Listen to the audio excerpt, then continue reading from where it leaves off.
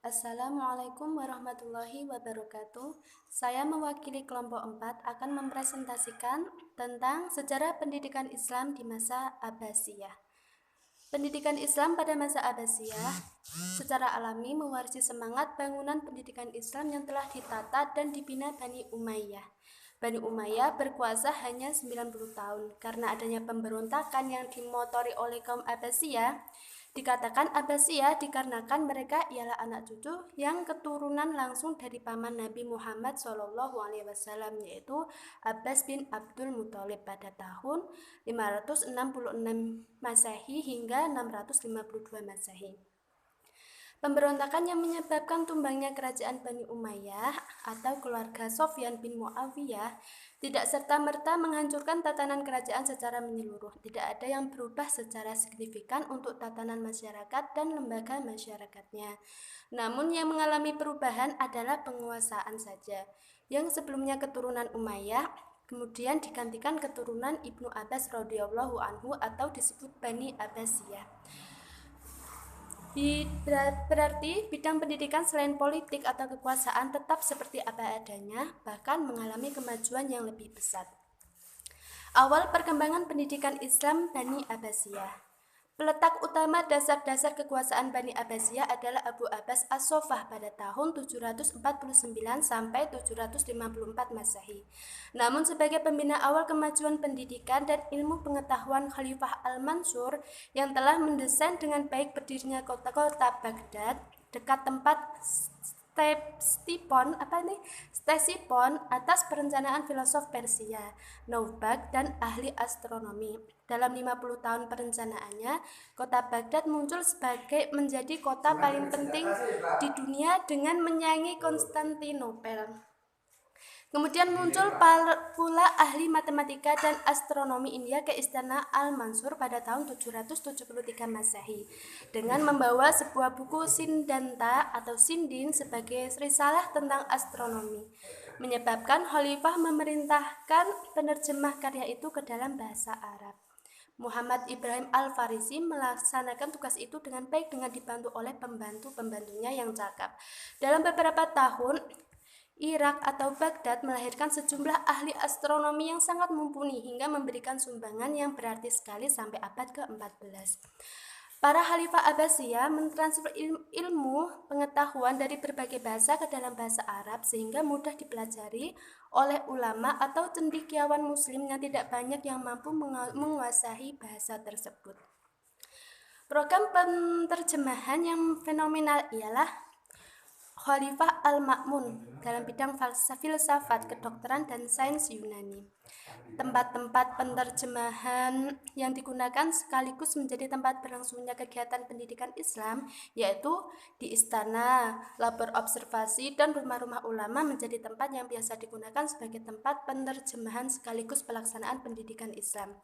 Bait Al-Hikmah yang didirikan Khalifah Al-Ma'mun menjadi tempat yang luas digunakan untuk proses kegiatan keilmuan dan proses pendidikan Islam.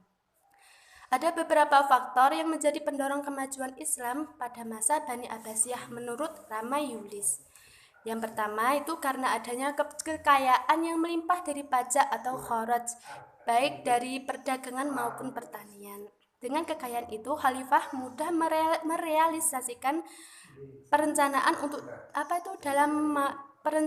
untuk dalam maupun luar negerinya serta pengembangan ilmu pengetahuan. Kemudian perhatian beberapa khalifah yang besar kepada ilmu pengetahuan seperti Al-Mansur, Al-Mahdi, Harun al-Rasyid, Al-Ma'mun, Al-Watiq, dan Al-Mutawakkil. Kemudian faktor selanjutnya ialah kecenderungan umat Islam dalam menggali ilmu pengetahuan besar sekali, maka banyaklah ulama di setiap kota Islam pada masa itu. Kemudian Baghdad sebagai pusat pemerintahan lebih dahulu maju dalam ilmu pengetahuan daripada Damaskus pada masa itu. Kemudian lancarnya hubungan kerjasama dengan negara-negara maju lainnya seperti India, Bizantium, dan lainnya.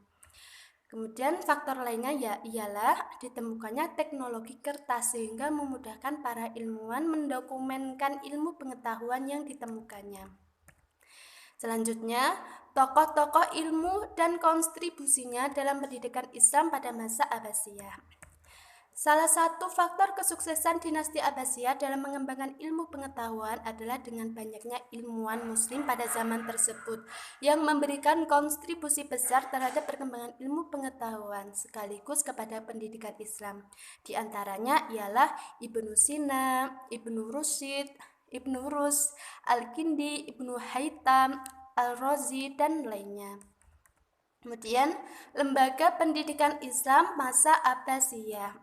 Pusat-pusat pendidikan Islam sebagai sebuah lembaga pendidikan banyak mengalami perkembangan sesuai perkembangan tumbuhnya semangat keilmuan baik akaliyah maupun agama. Berikut ini lembaga pendidikan Islam untuk kegiatan keilmuan agama dan akliyah. Adapun lembaga pendidikan agama yang berkembang menurut Charles Michael Station yaitu yang pertama masjid. Masjid secara historis, Masjid Kuba pertama yang menjadi institusi pendidikan Islam pertama yang didirikan Nabi Muhammad selain tempat ibadah sekaligus tempat pengajaran. Metode pengajaran yang digunakan Nabi adalah halaqah atau melingkar. Kemudian pelaksanaan halaqah di masjid-masjid kaum muslimin era Abbasiyah terbagi menjadi dua jenis, yaitu halaqah yang secara umum pada tingkat tinggi dan halaqah khusus yang diperuntukkan bagi kajian dalam salah satu mazhab yang 4. Kemudian lembaga wakaf, ada kutab dan maktab. Kutab dan maktab berasal dari kata kataba yang berarti menulis atau tempat menulis. Namun akhirnya memiliki pengertian pendidikan besar yang mengajar membaca, menulis, kemudian meningkat kepada pengajaran Al-Quran dan pengetahuan tingkat dasar.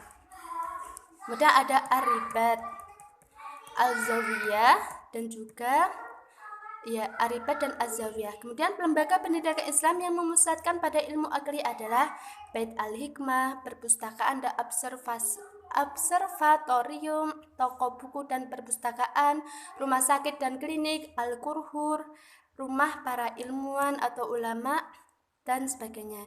Ilmu pengetahuannya berkembang pada masa Abbasiyah, yaitu beberapa ilmu pengetahuan yang berkembang pada masa Abbasiyah yaitu ilmu kedokteran, hukum, filsafat, dan hadis. Sekian presentasi dari kami, mohon maaf apabila banyak kekurangannya. Terima kasih banyak atas perhatian kalian. Wassalamualaikum warahmatullahi wabarakatuh.